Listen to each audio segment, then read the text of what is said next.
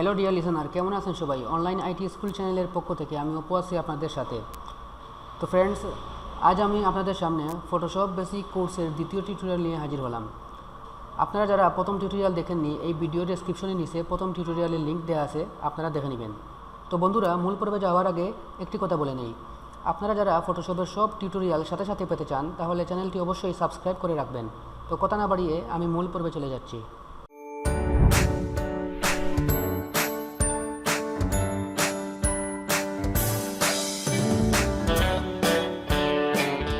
আমি আলোচনা করব লেয়ার স্টাইল নিয়ে। লেয়ারটা কি? লেয়ার হলো ফটোশপের অত্যন্ত ইম্পর্ট্যান্ট একটি পার্ট। ফটোশপে প্রতিটি কাজ করার জন্য আমাদের লেয়ার সম্পর্কে স্পষ্ট ধারণা থাকতে হবে। তাহলে বন্ধুরা, চলুন লেয়ার সম্পর্কে আমরা ডিটেলস জেনে নেই। আমাদের সামনে লেয়ার প্লেটস আসার পর আমরা ইচ্ছে করলে নিউ লেয়ার এখান থেকে অ্যাড করতে পারবো। এই যে এখানে মাউসের কার্সরটা রাখলে লেখা উঠতেছে ক্রিয়েট নিউ লেয়ার। এখানে ক্লিক করলে আমাদের একটি নিউ লেয়ার ওপেন হলো। আবার যদি চাই আমরা এই লেয়ারটি ডিলিট করতে, তাহলে কি করব? তাহলে আমরা এই লেয়ারটির উপর মাউস রেখে রাইট বাটন ক্লিক করব। ক্লিক করার পর এখানে ডিলিট লেয়ারে ক্লিক করলে লেয়ারটি অটোমেটিক ডিলিট হয়ে যাবে।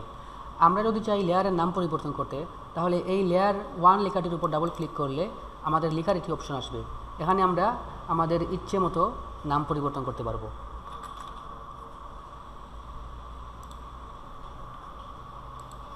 এই যে দেখেন, আমাদের লেয়ারের নামটি পরিবর্তন হয়ে গেছে।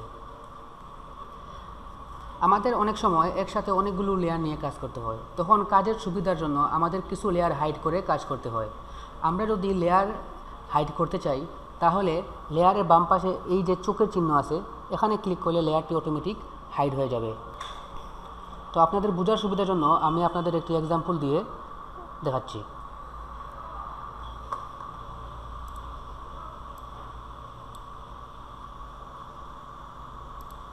এগুলো কিভাবে করতেছি, এগুলো নিয়ে বিস্তারিত পরে জানবো। এখন শুধু দেখাচ্ছি কিভাবে লেয়ারটি হাইড করতে হয়। আমি আরেকটি লেয়ার নিলাম।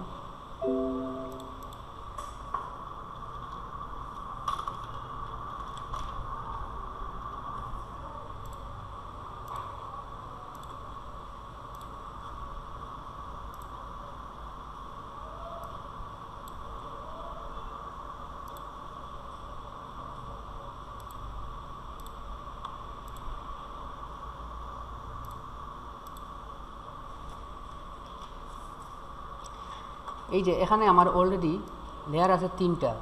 এখন যদি আমি এই লেয়ারটি সরাতে চাই, হাইড করতে চাই, তাহলে আমি এই চোখে ক্লিক করলে আমার এই লেয়ারটি অটোমেটিক চলে যাচ্ছে।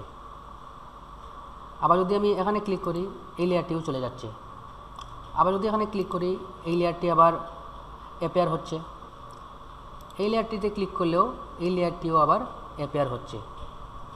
তাহলে আমাদের কাজের সুবিধার জন্য আমরা লেয়ার হাইড করে কাজ করতে পারবো। অনেক সময় আমাদের সামনে এই লেয়ার প্লেটসই ওপেন থাকে না, কিংবা অনেক সময় সামন থেকে লেয়ারটি হাইড হয়ে যায়। যদি আমাদের সামনে লেয়ার প্লেটস না থাকে, তাহলে আমরা এটা কোথা থেকে আনবো? ধরুন আমি এই লেয়ার প্লেটসটি হাইড করে দিচ্ছি। দেখেন আমার সামনে কিন্তু লেয়ার প্লেটস নেই। এখন এটা আমি কীভাবে আবার সামনে আনবো? এটার জন্য আমি উইন্ডোতে যাব। উইন্ডোতে যাওয়ার পর আমি এই যে লেয়ার দেওয়া আছে, লেয়ারসে ক্লিক করব। এই যে দেখেন আমার লেয়ার প্লেটসটি আবার চলে আসছে।